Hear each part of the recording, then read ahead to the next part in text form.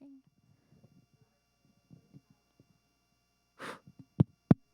No.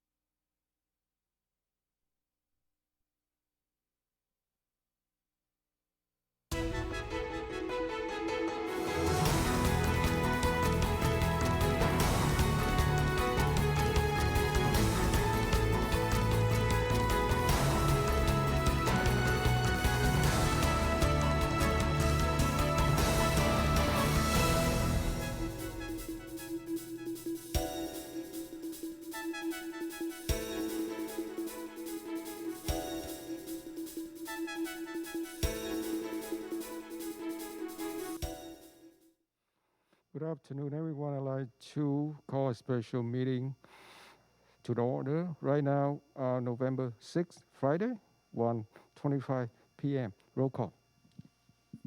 Okay. Mayor Ta, Here. Vice Mayor Ho, Councilmember Contreras, Councilmember Doe is absent, and Councilmember Nguyen. Thank you. Next, we have oral communication. At this time, we have oral communications. First speaker is Terry Rains. Terry, can you hear us? Yes, finally. Good afternoon, Terry Rains, Westminster. Here we go again, another closed session special meeting in the middle of a workday with only 24 hours notice to the public. Mayor Ta, why did you call this meeting instead of having the city manager appointment item on the closed session for the next regular meeting, which is only 3 business days from now? There is no justification for doing this. It appears once again you are trying to push something through with no transparency or public participation. It also appears you did this hoping certain council members who actually work full-time for a living would not be able to attend, and it worked because apparently Ty Doe could not be there today. This is the single most important decision before this council. The right decision could help guide our city in the right direction and put us on the road to recovery. The wrong decision could lead our city into complete and total devastation, which already almost happened. The 3 of you pushed to hire Chu Tai because he was Vietnamese American, which was flat out racial discrimination. He should have never even been made the first cut.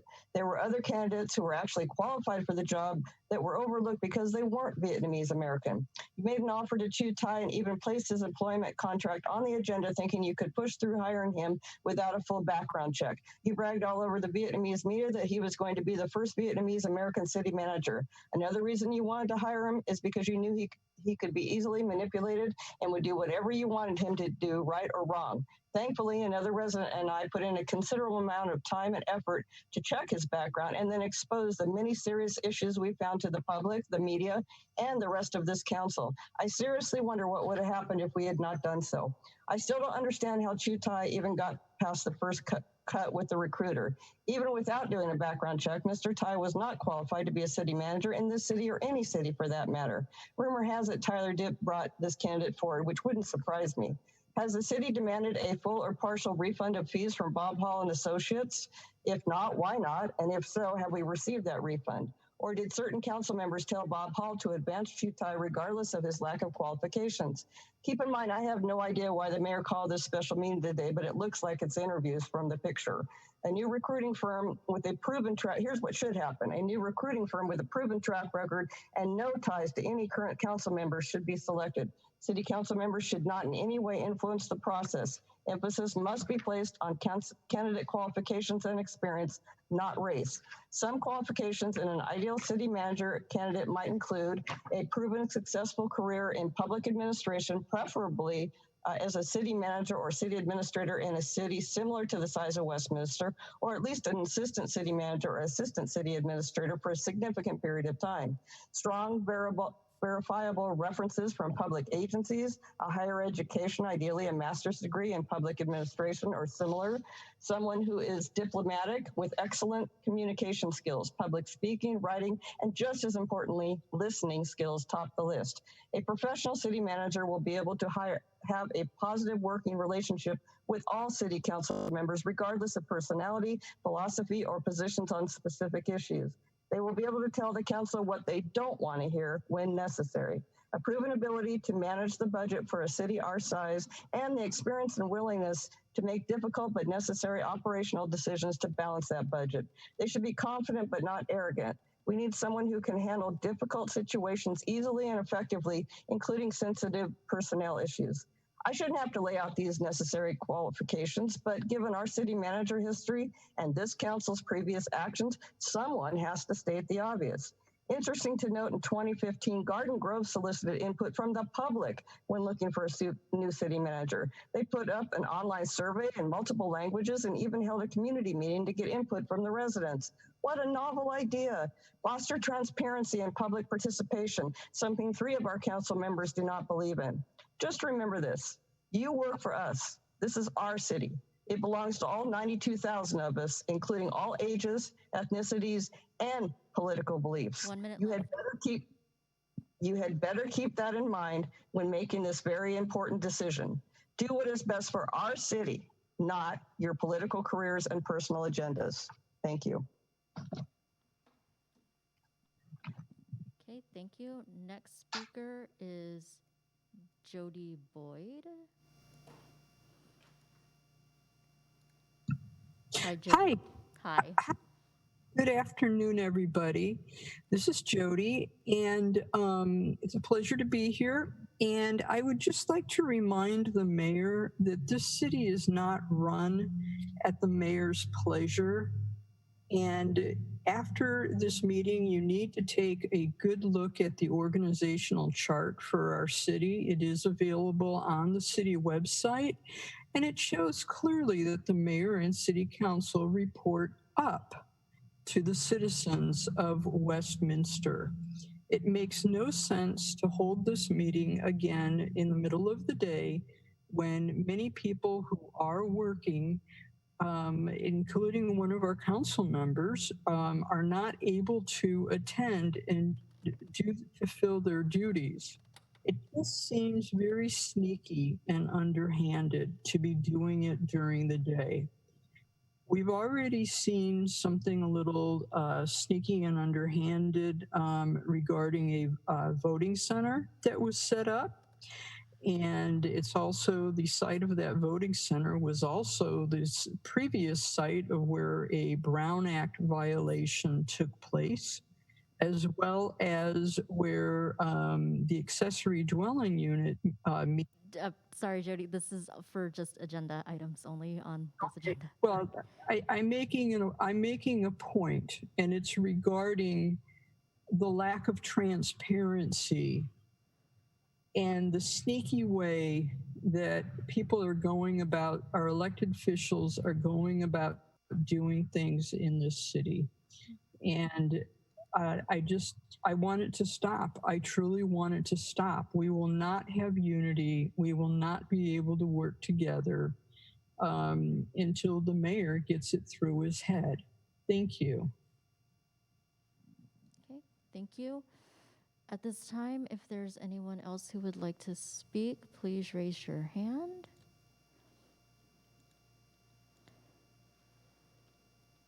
Okay, seeing none, I don't see anyone. So at this time, that completes our communications. So the council will go into closed session. I will put this meeting on hold, and if there's anything that will be reported out later, then I will resume the meeting. So at this time, I'm going to put everyone on hold.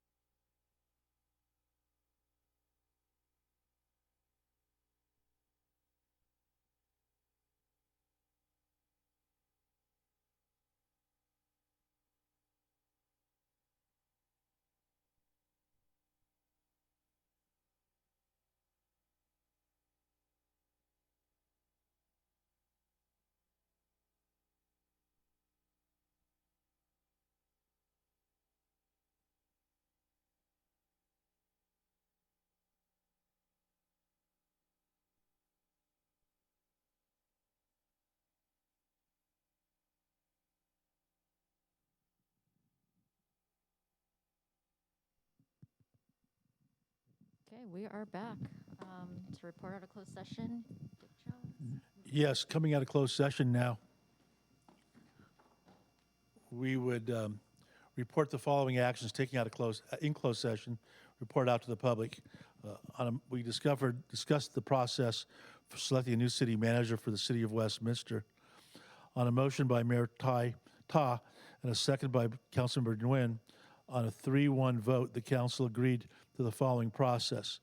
Councilmember Contreras voted no and indicated that he was uncomfortable with the proposed process and would therefore oppose it. The process proposed is that this be a council-driven process whereby a 30-day period would open, a little less than that actually, commencing Monday, November the 9th, and closing December 4th. The council would utilize the normal resources of the city staff to post and publish the opportunity and opening for a new city manager for the city of Westminster. All those resumes would then be submitted to the city by close of business on December 4th to the city clerk's office. They would then be provided to the city attorney. The city attorney would then present those to the entire city council at a council meeting on December the 9th. At that council meeting, the city council would review all the resumes and select out of those resumes those individuals who would be selected to be interviewed. Once those individuals have been selected for interview, a vetting process would then occur to determine any background issues, and thereafter, an interview process would then occur whereby the council would select a city manager. Thank you. Again, there's an issue with what the vote was. The mayor made a motion, seconded by Councilmember Nguyen, on a 3-1 vote with one abstention or one absence. 3 members of the council voted to approve this process. Councilmember Contreras voted no, indicating he was uncomfortable with this process, and Councilmember Ido was not present. And that meeting is now adjourned at 2:02 p.m.